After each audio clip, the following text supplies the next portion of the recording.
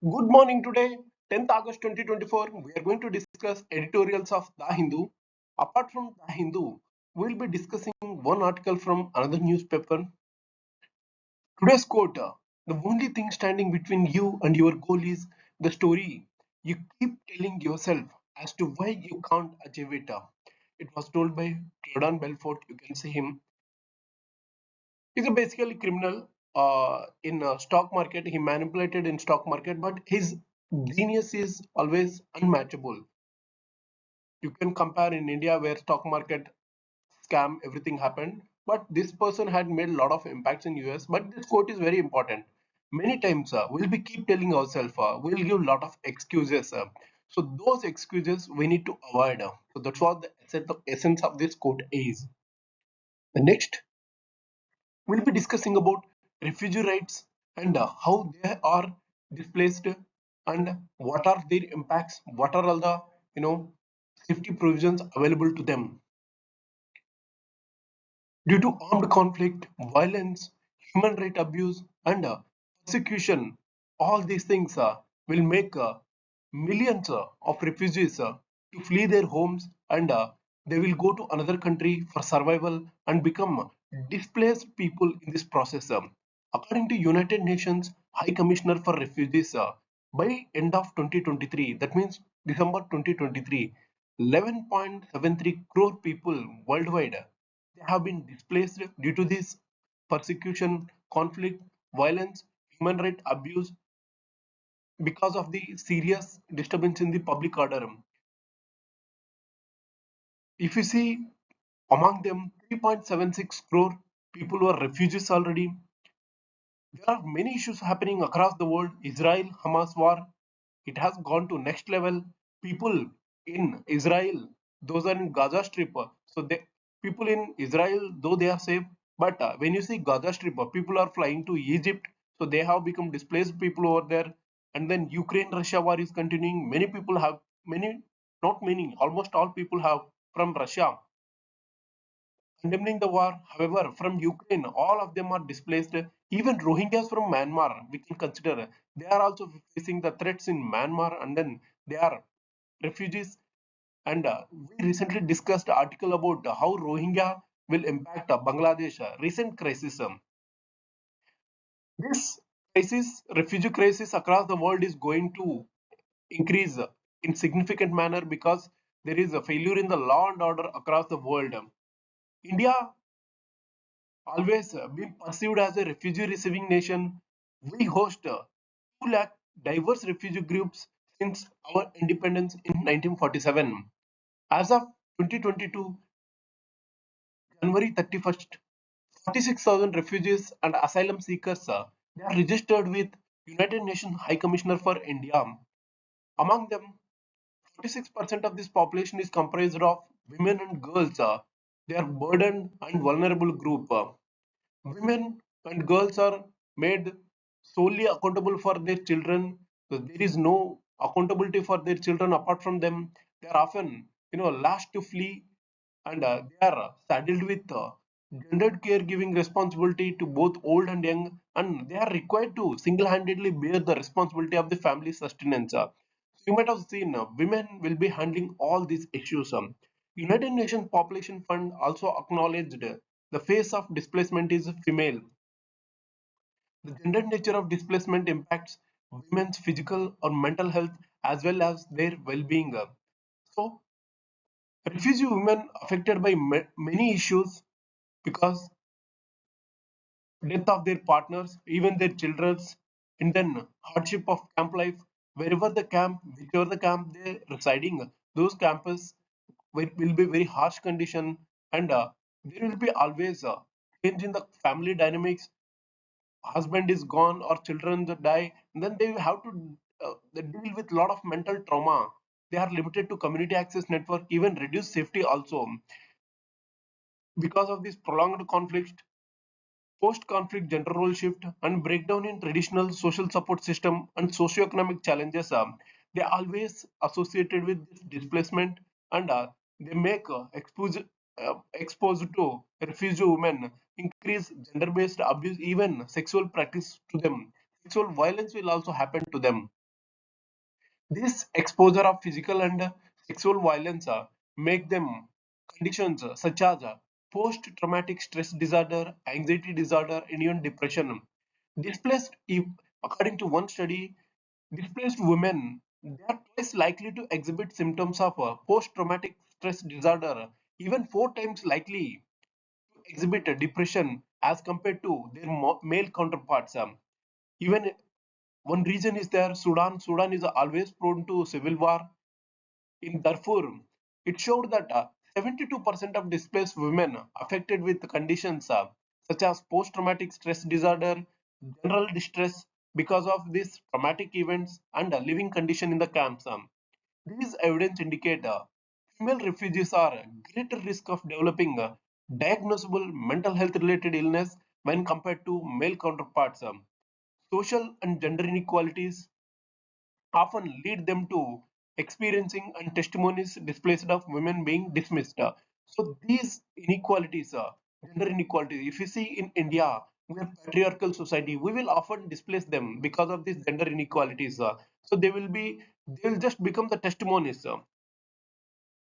This injustice results in worst condition and that goes unnoticed. Displaced women with psychological vulnerability often end up with stigmatization and even they will be isolated.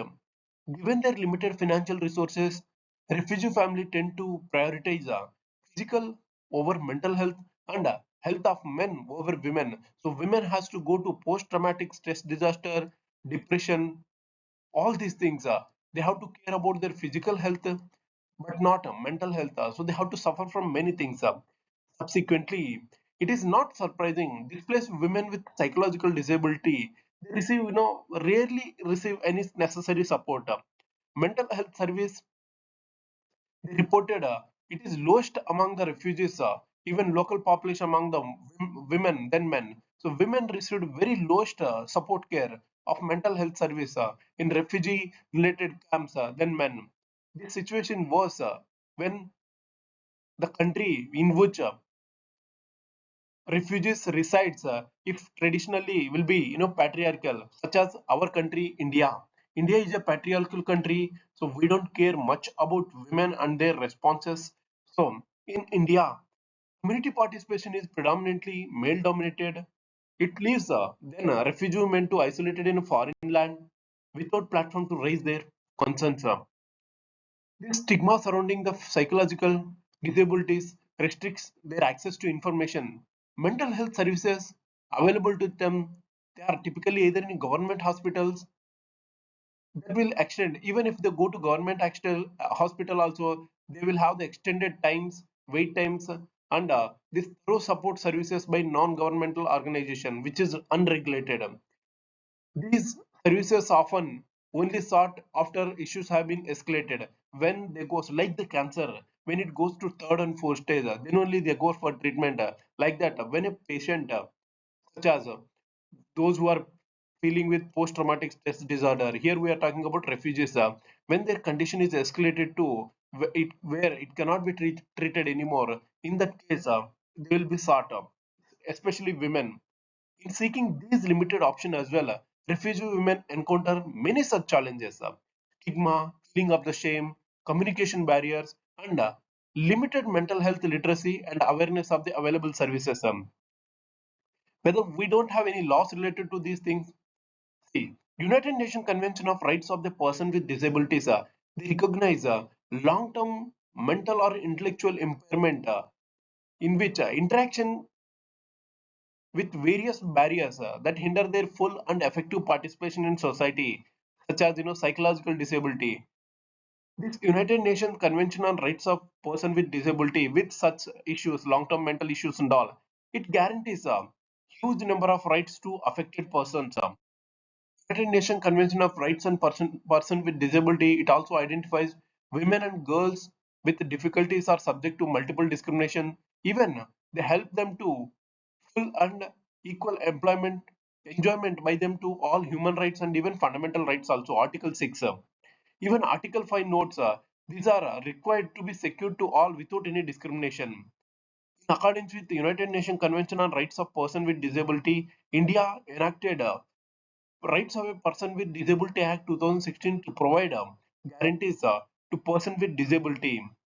While this term, the psychological disability, is not yet part in countries' legislative measures, mental illness is used to describe a substantial disorder thinking, mood, perception, orientation, or memory, where our impairment, judgment, behavior, capacity to recognize reality are able to meet the ordinary demands. So basically, what they are telling is these are all things included as a mental illness under Rights of a Person with Disability Act.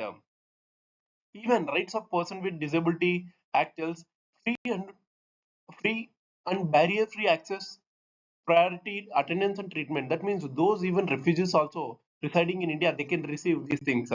However, even Rights of Person with Disability Act mandates state to ensure women with disability enjoy the rights equally with others.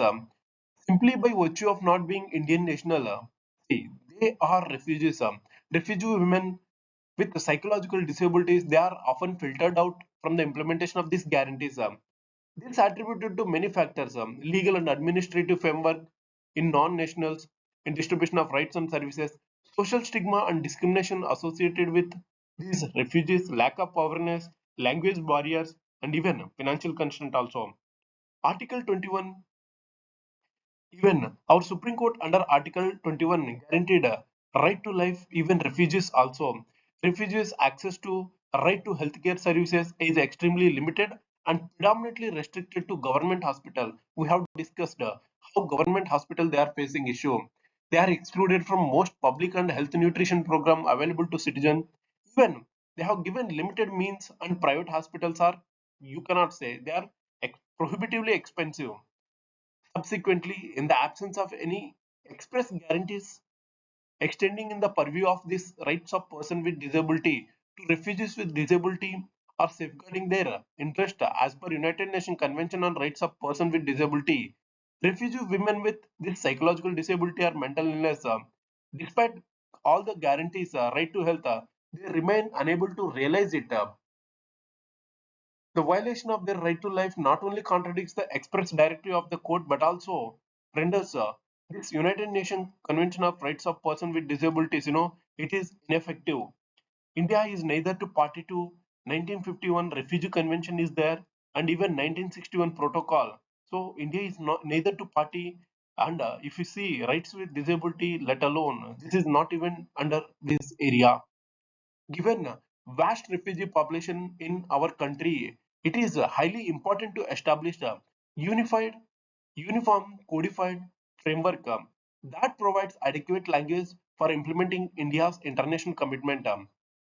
This also to be necessitated by 2030 Agenda for Sustainable Development Goals. In Sustainable Development Goals, we have mentioned no poverty, zero hunger, even good education, health and well-being. Many such things have been planned under 17 elements. To secure implementation of all these guarantees, it is crucial to integrate refugees with disability into relevant policies, programs in accessible manner. We need to provide the accessibility.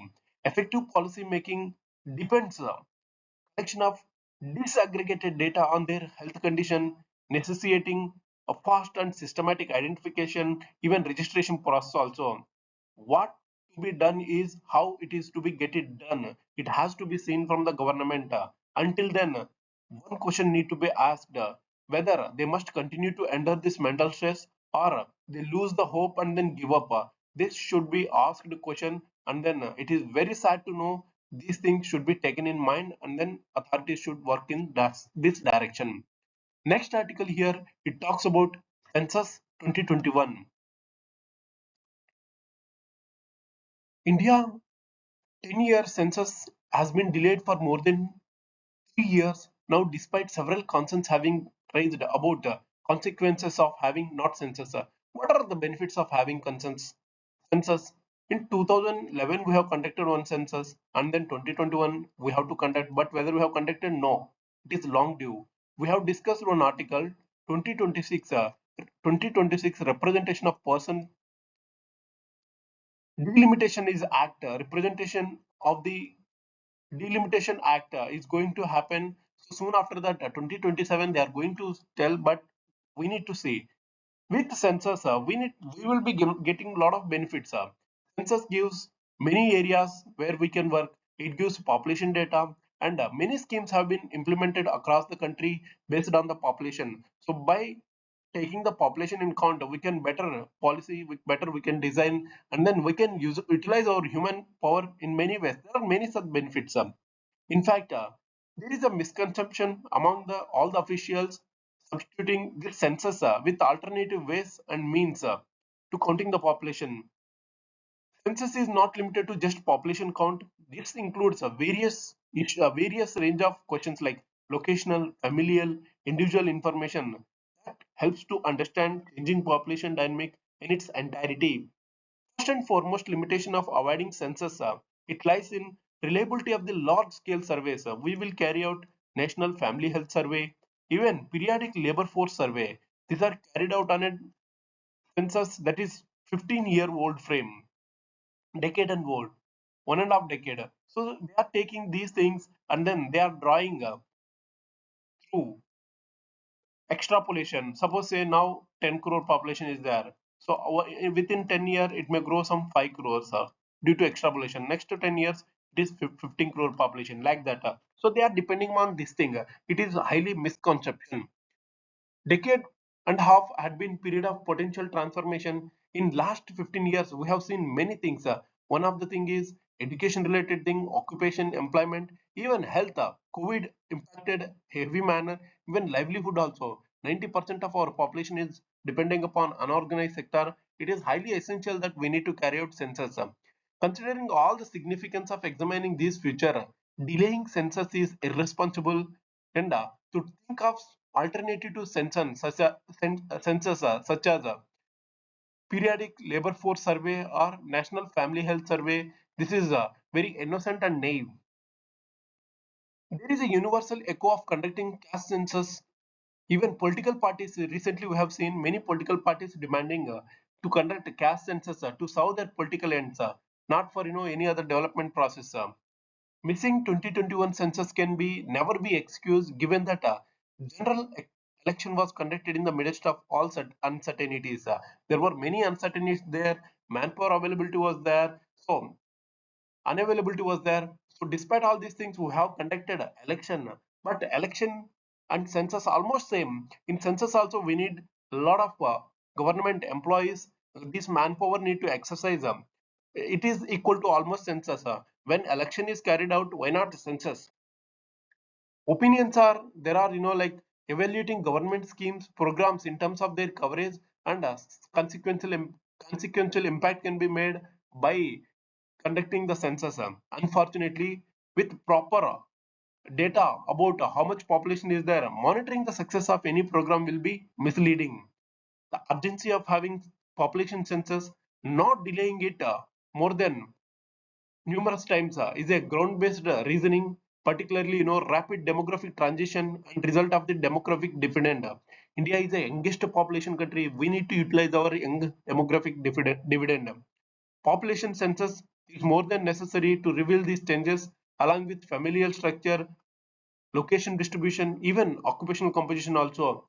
In the absence of this census frame, the surveys carried out will be less reliable and representative, which has been basis of generating while host of sustainable development goal indicator. In sustainable development goal indicator, we told by 2030 we need to achieve. There are 17 goals are there: no poverty, zero hunger, good health and well-being, good education, production, responsible consumption, and there are many so like that many such initiatives are there, and sustainable development goals 17 goals are there. So to realize them, so this census is very important, and measure of the progress in these sustainable development goals to be achieved by 2030. Based on all these indicators may be under scrutiny because of these statistical inadequacies. The world population prospects reveal unique future of this population change and good demographic data. If India and China they provide more data, and conducting census in this area is a huge significance for the world. Given world population scenario is greatly influenced by our Indian population feature, it is essential to have reality of population features obtained from census. rather than presuming these estimated values based on this projection and extrapolations based on National Family Health Survey or periodic labor force survey. Rendering this census exercise to be more population count is a wrong name and it needs to be reiterated for wider audience. In prevailing this sustainable development goal environment, there has been obsession with regard to generation of wide range of indicators with disaggregation below sub-national level. Indicators pertain to many dimensions, standardization by population count, approximated by numbers or survey-based estimates are quite insufficient to represent changing realities. The urgency and immediacy of census exercise does not appear to be on the horizon. Political leaders they are mastering for caste census. Why caste census? Every political party they want to increase their voter base, so they want to serve their purpose. However, what is the larger audience they are telling they want to benefit the people, but why not census? They can talk about the census, not the caste census. The history of census exercise make it clear. While conducting the caste census, they have stopped long back. There must be some reason for why they stopped, but now they want to bring it back this caste census. Why now? That question need to be asked by population. Why now the caste census? This is because in one way you can understand the vote bank politics. Tangible endowments are perhaps limited to where diagnose deprivation rather than making assessment of intangible domains of education and occupations. There is a complete absence of any systematic assessment of mobility in the said domains of education, occupation against the axis of caste, despite sustained affirmative actions for long. Finally, keeping the census at bay is perhaps the interest of the state, claim progress, betterment, using numerous alone without appropriate denominator in the computation of the indicators. To state to plan in effective way, we need to have population count. Let us suppose a 10 crore population is there in Andhra Pradesh.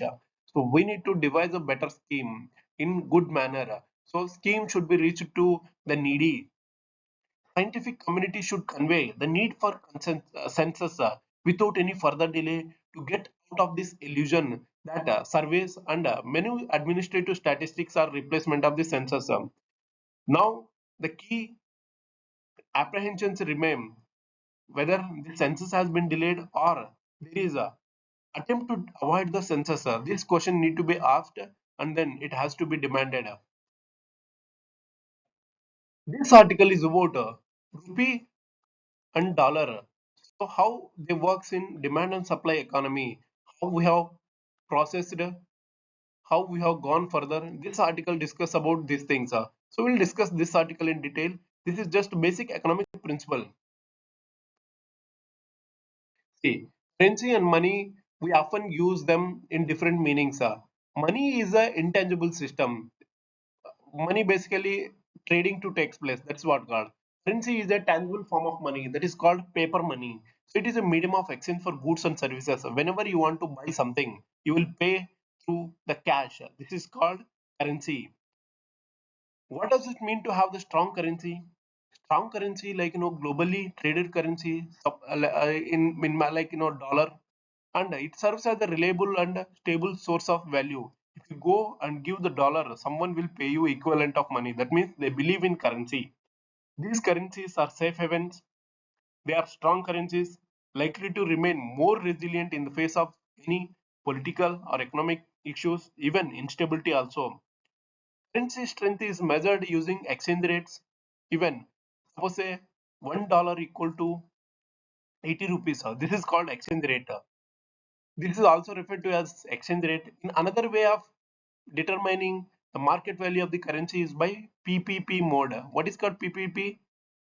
Purchasing power parity. Suppose say you want to buy bread in America, you need to pay $1, but in India you need to pay 30 rupees. So that means our purchasing power is very high. It compares basically cost of standardized basket of goods in between different countries. Exchange rate provide how market value is there, while this purchasing power parity assesses the long-term equilibrium. When we consider our rupee, strength of Indian rupee conventionally measured against US dollar, since US dollar is the most traded currency across the global and it is most powerful also. Before 1947, British colonized India. Rupee was directly influenced by the economic condition of the Britain. When Great Depression happened in US in 1930s, this rocked the entire world and then started the world economy also. India faced the double impact because of British colony. After gaining independence from 1947 to 1993, government adopted fixed exchange rate. That means we controlled the money, but we faced many issues. Wars between Pakistan, China, and Gulf. It caused huge issues on our currency, and then it made our currency to rise the exchange rate from 3.3 rupees in 1947 to 17.01 rupees in 1991. On the contrary, 1991 we have brought a big reform that is called LPG reforms. 1991, one more thing happened. We have gone for balance of payment crisis. We did not have the exchange foreign currency for exchange. 1991 we have gone in LPG reforms. This changed our country's landscape. India gone through many significant reforms and shifted from this fixed exchange rate system to more flexible one. That means we left it to market. By 2020, by 2000, exchange rate is almost 45 rupees per dollar, and India need to attract more foreign capital and address the trade imbalances. Asian financial crisis happened during that time. Indian efforts to modernize economy were key factors that led to depreciation. Even though India has been experiencing rapid economic growth, global events like 2018 subprime crisis, COVID-19 pandemics even impacted Indian currency. Now the currency stand at 83 rupees per dollar. This raises one thing: whether a strong currency is beneficial. Why strong currency is beneficial or not? The exchange rate of currency has immense economic implications. See, firstly, when strong currency makes countries' goods more expensive in the international market, and our export potential will be reduced. Strong currency allow more import from the other countries because of people feel it more cheaper. When strong currency is there, they will find it cheap and they'll buy. And then more countries, suppose say now $1 we will get 83 rupees. So we will export basically. When we export our goods to America, we'll get 83 rupees. Suppose say 70 rupees is there, $1 equal to, we'll get less money. That means those exporters who are exporting from India, they will get less money. So America will be benefited in this case. Weak currency make import very expensive. When weak currency is there, suppose say now to buy 100 dollars of a crude barrel, we need to pay 8,300 rupees. Suppose say now $1 equal to 70 rupees, we need to pay 7,000 only. So that means exports exports become very expensive when currency devaluates. There are many benefits are there with currency import and export, but when it comes to certain areas such as we need to find where we are good at. We are very good at textile, we are good at IT services, even we are good at pharmaceuticals also. Those area we need to work, and then we need to make niche goods where other countries are not producing.